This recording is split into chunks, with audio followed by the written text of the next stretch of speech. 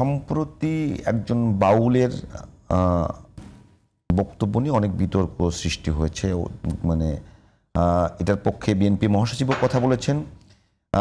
এই বিষয়টা নিয়ে মানে অতি সম্প্রতি এই ধরনের ঘটনাগুলো খুব বেশি ঘটছে, ধরেন ধর্মকেন্দ্রিক বিতর্ক, এবং পরবর্তীতে এটা নিয়ে তো আপনি ঘটনা প্রবাহ জানেন। আমি আবারও বলছি, যেহেতু সামনে নির্বাচন, এই নির্বাচনে এই রকম কিছু বিষয়গুলো আসলে নির্বাচনের উপরে কোনো ইমপ্যাক্ট পড়বে? আমি কোনো দলকে মেনশন না করেও বলবো যে ইসলামিক দলদের মধ্যে তারা রাজনীতিও করছে। আপনি দেখেন 200 মাজার ভেঙে দেওয়া হয়েছে, এই সরকার কিছু বলে নাই। কারা ভাঙতে পারে?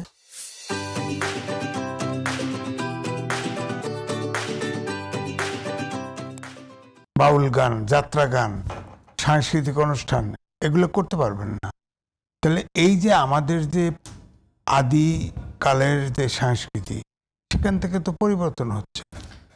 এটা তো চিন্তা করতেই হবে। ধরেন মানিকগঞ্জের যে বাউল, সে ইসলামের তার মতো একটা কথা বলছে, একটা কন্ট্রাডিকশনে। আমার বক্তব্য হচ্ছে, সে অপরাধ যদি করে, ধর্মের অবমাননা করে, তার বিচার হবে, কিন্তু তাকে তারা পিটালো। আমি যেটা বলতেছি, যে সেন্টিমেন্ট, তাকে তো গ্রেফতার করেছে, এটা সরকার বিচার করবে, ঠিক আছে। আমার প্রশ্ন হলো, বাংলাদেশে আপামর জনসাধারণ যেহেতু ধর্ম ভীরু, ধর্ম নিয়ে খুব বেশি বোঝে তা না, আমি আগামী নির্বাচনে কোনো ইম্প্যাক্ট ফেলতে পারে কিনা? আমি এটি বলছি যে তারপরে তাকে পিটানো হলো, যারা পিটানো হলো তাদের কিন্তু ধরা হয়নি, সেটা তো ফৌজদারি অপরাধ, ধরা হয় নাই। বাউলকে ধরেছে, তার বিচার হবে। ইসলাম অবমাননা করলে তার বিচার হবে। এটা তো আমাদের সংবিধানেই আছে, বর্তমান সংবিধানেও আছে, কারো ধর্ম অবমাননা করা যাবে না, যার যার ধর্ম তার। তো সেখানে তার বিচার হবে। তারা আমার বক্তব্য হচ্ছে যে তাকে যারা পিটালো, পানিতে ফেললো, তাদের তো ধরা হলো না, পুলিশ তো তাদের ধরলো না। এটাই আমার বক্তব্য। ধরেন ইসলামিক আন্দোলন বাংলাদেশ, তারা নির্বাচন করেছে, তারা হয়তো আওয়ামী লীগের প্রতিপক্ষ না, তাদের একটা পোস্টার ছেড়া যায়।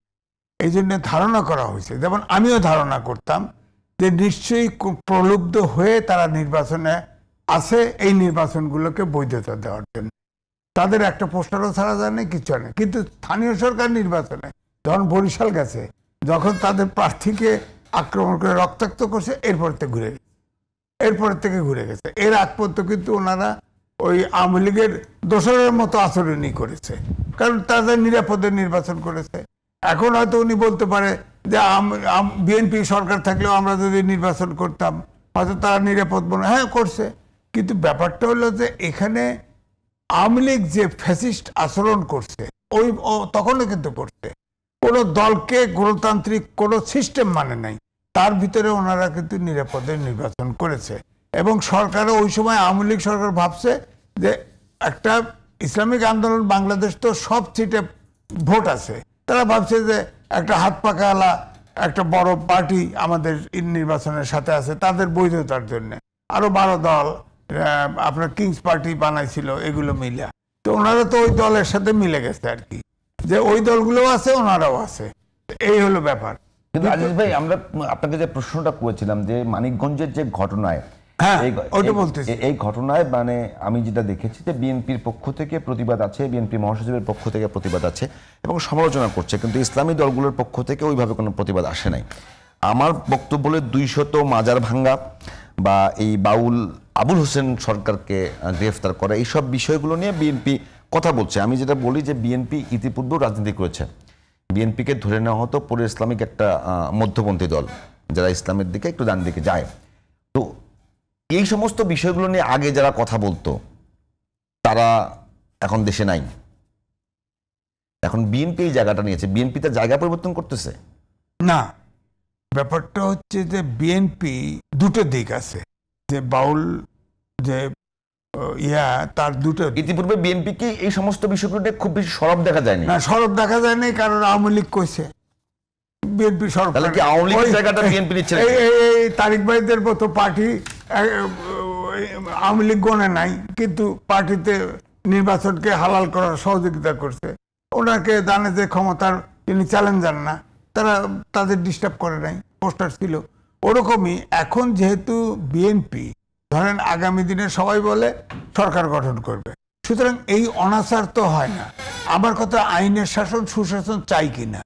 মব সন্ত্রাস সব জায়গায়, ওটা তো মব সন্ত্রাস চলবে কেন? তৌহিদ জনতার কারণে মব সন্ত্রাস চলবে কেন? আর দেশের কৃষ্টি কালচার যদি পরিবর্তন হয়ে যায়, হ্যাঁ স্বাভাবিক, ইসলামিক কালচার তো ভিন্ন, সেটাই এটা পরিষ্কার করলেই হয়। তাই সেটার জন্য এভাবে ধরেন আপনার যাত্রা গান, পালা গান, শাড়ি গান, কত কিছু ছিল, নাটক, আমি তো নাটক করেছি ছোটবেলায়, যাত্রা দেখেছি, এগুলো তো আমি চাই যে এগুলো থাকুক। হ্যাঁ, এগুলো হতে দিবে না, তাহলে কেমন হবে? এখন সাংস্কৃতিক অনুষ্ঠানও হইতে দিবেন না, কদিন পাবে বলেন যে টেলিভিশনে গান গাইতে পারবে না, এরকম হইতে পারবে তো? তা আমরা কি অন্ধকার যুগে চলে যাব সারা বিশ্বের থেকে? বিশ্বায়নের যুগে অবশ্যই ওপেননেস থাকতে হবে, ওপেননেস কম এবং বেশি। আফগানিস্তান হওয়া যাবে না, ওপেননেস থাকতে হবে বিশ্বায়নের যুগে। বিশ্বায়নের যুগে কোনো দেশ কিন্তু এতিম না। যেমন তাহলে ভারত কিন্তু ওই মালদ্বীপের থেকেও সরে আসতে হয়েছে, কারণ মালদ্বীপ ছোট দেশ, কিন্তু বিশ্বায়নের যুগে কেউ ছোট না। অর্থাৎ একজন শত্রুতা করলে আর একজন মিত্র আসবে। এই জন্য আমি বলছি যে যেমন বিজ্ঞান, আমি বলবো যে চতুর্থ শিল্প বিপ্লবে বিজ্ঞানের যুগ, আপনি অটোমেশনের যুগ।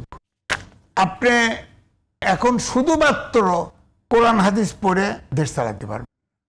আপনার বিজ্ঞানের প্রযুক্তি যেহেতু মানুষের বিকল্প, শ্রমের বিকল্প, সেখানে আপনার শিক্ষাতে মডার্নিজম আনতে হবে, বিজ্ঞান আনতে হবে। হ্যাঁ, ধর্ম তো থাকবেই, সবটাই থাকবে, বাংলা, ইংরেজি, ধর্ম সবই থাকবে।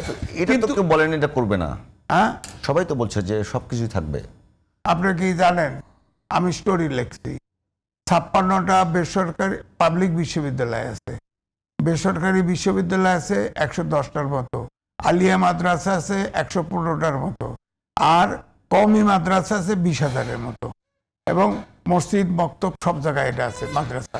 আপনি বলেন এই যে শিক্ষার যে ব্যবস্থা, আপনি দেখেন এই এবং ওনারা নিজেরা মার দেয়, সেটা ঠিক করবে কে? রাষ্ট্র তো করছে না, রাষ্ট্র সে দায়িত্ব আর যারা কওমি মাদ্রাসা করলো তাদেরকে দিতে পারি না।